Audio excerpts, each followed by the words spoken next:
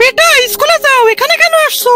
Madam আমার পিছনে গুন্ডারা লাগছে, কারণ আমি তিনতালি বাজালে টাকার বৃষ্টি হয়, আর এটা ওরা জেনে গেছে, এজন্য ওরা আমার পিছনে লাগছে।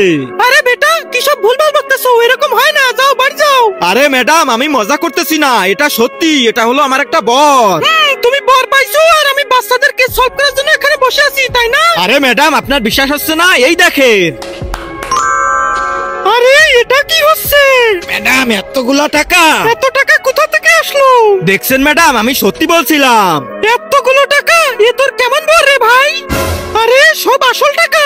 ম্যাডাম আমি তো এটাই বলতে চাচ্ছি যে গুন্ডারা আমার পিছনে পড়ছে এই তালি বাজিয়ে টাকা নেওয়ার জন্য। আচ্ছা আমি তোমাকে স্পেশাল সিকিউরিটির ব্যবস্থা করে দেব।